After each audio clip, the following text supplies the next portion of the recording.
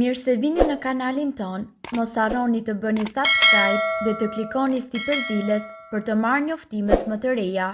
Faleminderit!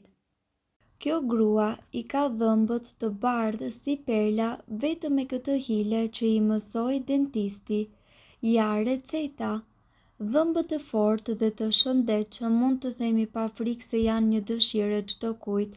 Kjo jo vetëm për rehatinë e të gjithë organizmit, por pasi mund ta imagjinoni dhimbjen që shkakton një dhëmb i sëmur, por mund të përdoret si një faktor plotësues i portretit dhe buzëqeshjes. Duke qenë një nga pjesët e trupit që nuk ripërtërihet gjatë jetës, kujdesi për to bëhet akoma dhe më i veçantë. Një nga problemet më të përhapura sot për sa i përket të dhëmbëve është gjetja e furçës së duhur, pastës apo mjeteve të duhura të cilat sigurojnë higjienën dhe bardhësinë. Betejë quhet e fituar kur ju arrini të mbani në gjendjen e tyre normale ngjyrën dhe shëndetin e dhëmbëve tuaj.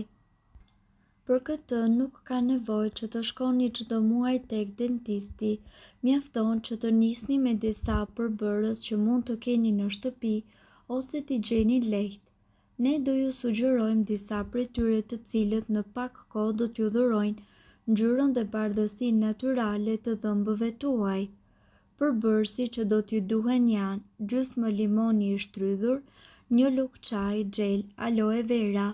Përgatitja. Për të nisur me këtë kurë natyrale, së pari duhet të keni gojë dhe mishra dhëmbësh të shëndetshëm. Në këtë mënyrë ju nuk do të rrezikoni të acaroni lëkurën dhe përreth gojës nga aciditeti i limonit. Lani mirë dhëmbët si zakonisht, pastrojeni ato me fije dentare dhe më pas përgatisni trajtimin. Në një enë të vogël, shtoni lëngun e gjysmës së një limoni dhe një lugë çaji gel aloe vera duke i përzier mirë.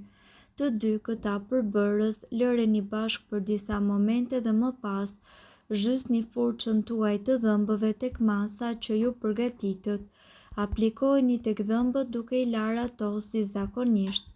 Përdorni lëvizje rrethore dhe sigurohuni që të prekni të gjithë pjesën tuaj të dhëmbëve dhe dhëmballëve. Limoni do të shkaktoj ndonjë djegje ose parehati të vogël në lëkurë, por nëse është e durueshme vazhdoni me trajtimin. Në të kundërt, në qoftë se mishrat e dhëmbëve tuaj do të acarohen shumë gjatë këtij trajtimi, atëherë ndërpriteni atë. Pasi t'i keni larë dhëmbët për 2 deri në 3 minuta, shpëlajini me ujë të freskët dhe ndjeni pastërtinë që do t'ju dhurojë ky trajtim. Aplikojeni këtë trajtim jo më shumë se 3 herë në javë derisa të filloni dhe të shikoni rezultatet që ju dëshironi. Shpenzimet globale në produktet e zbardhjes së dhëmbëve arrin në miliarda dollar në vit. Zverdhja e dhëmbëve është një pasojë e stilit të jetesës, thonë stomatologët.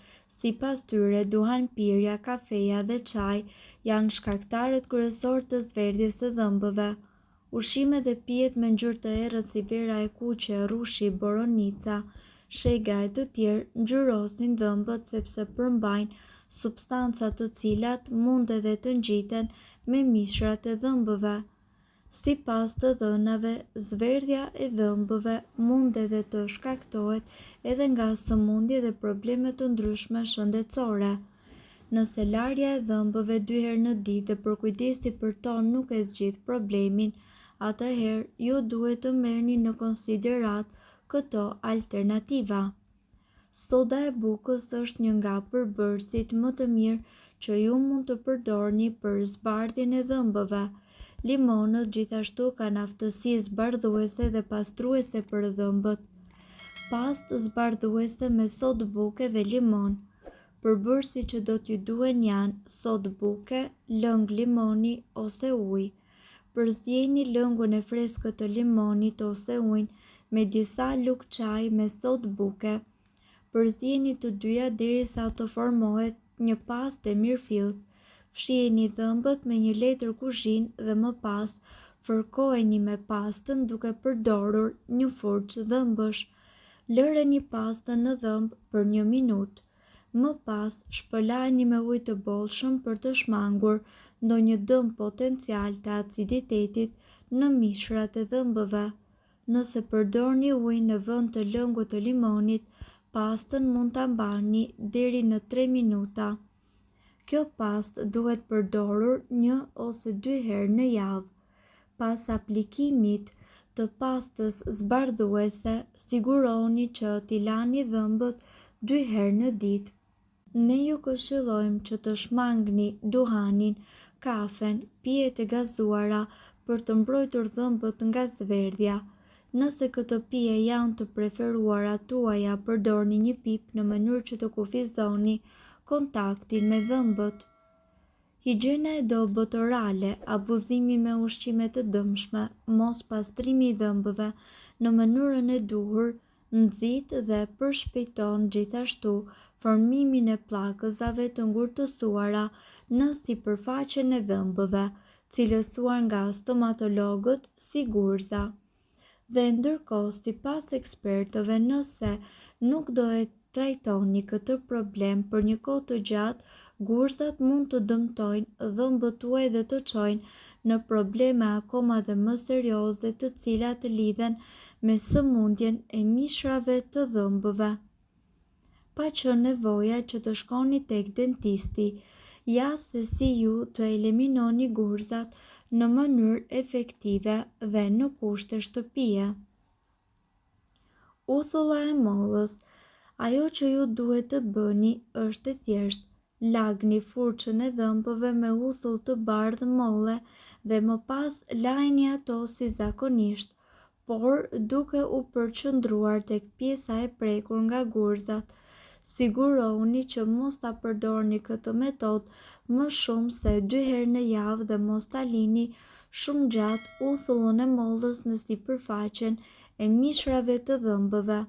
Frutat e kuq, të tilla si për shembull luleshtrydhet dhe gjithashtu domatet, munden gjithashtu që të ndihmojnë në eliminimin e gurzave dhe kjo fal acideve dhe enzimave aktive tepër të fuqishme. Bëni një pastë duke shtypur disa luleshtrydhe ose pak domate dhe me ndihmën e një furçe aplikojeni këtë masë në sipërfaqen e dhëmbëve. Më pas ju duhet që ta shpëlani gojën me pak sodë buke dhe ujë të bollshëm. Sodë buke, përzini pak sodë buke dhe kripë dhe fërkojeni me këtë përzierje dhëmbët tuaj. Ju mund të përgatisni gjithashtu një masë e cila do të parandalojë shumimin e baktereve në gojën tuaj. Përbërësit që juve do t'ju duhen janë të paktën gjysmë gote ujë, 1 lugë çaj me sodë buke dhe gjithashtu 2 pika vaj esencial dhe njëkohësisht 2 pika vaj esencial mente, por mund të përdorni vajin e pemës së çajit. Përzini përbërësit në një kavanoz prijami dhe përdoreni këtë ilaç të paktën 1 deri në 2 herë në ditë, por sigurohuni që të mos të teproni me përdorimin e këtyre recetave, pasi si çdo recetë tjetër edhe to mund të shkaktojnë efekte negative në shëndetin tuaj. Mirë po duhet të dini, informacionet në këtë video kanë për qëllim të plotësojnë dhe të mos zëvendësojnë këshillat e mjekut tuaj dhe nuk kanë për qëllim të mbulojnë të gjitha përdorimet e mundshme, masat paraprake, ndërveprimet ose efektet negative. Informacionet në këtë video mund të mos i përshtaten rrethanave tuaja shëndetësore, prandaj para përdorimit konsultohuni me mjekun tuaj. Nëse doni të dëgjoni video tona që ne postojmë çdo ditë, kliko subscribe. Ju ftojmë gjithashtu të bëni like në video tona nëse i keni dëgjuar dhe pëlqyer ato. Faleminderit që e pat videon ton. Shpërndajeni këtë video në profilin tuaj në mënyrë që të informohen edhe shokët tuaj. Faleminderit.